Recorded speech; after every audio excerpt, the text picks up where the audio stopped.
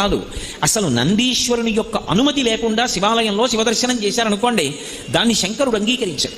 ఎందుచేత అంటే శివదర్శనాన్ని ఇవ్వడానికి మొట్టమొదట ఎవరు అనుగ్రహించాలి అంటే నందీశ్వరుడు అనుగ్రహించాలి. ఎక్కడి నుంచి వచ్చింది నందికా శక్తి శివపరివారంలో అంటే శిలాదుడు అని ఒక మహర్షి, ఆయన మహానుభావుడు.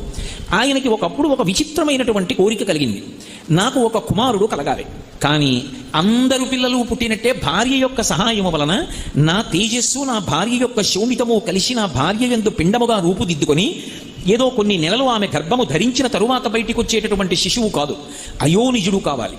స్త్రీ గర్భము నుండి బయటికి రానివాడయ్యి ఉండాలి, అయోనిజుడు కావాలి. 2, ఆ పిల్లవాడికి మరణం ఉండకూడదు, ఇక పిల్లవాడు శరీరం అన్నది విడిచిపెట్టకూడదు. 3, వాడు పరమశివుడితో సమానమైనటువంటి స్థాయిని పొంది ఉండాలి అనుగ్రహంలో. వాడు ఆజ్ఞాపించడంలో కానీ అనుగ్రహించడంలో కానీ రూపంలో కానీ ముమ్మూర్తుల శంకరుడు ఎలా ఉంటాడో అలా ఉండాలి. నాకు అటువంటి కొడుకు కావాలి.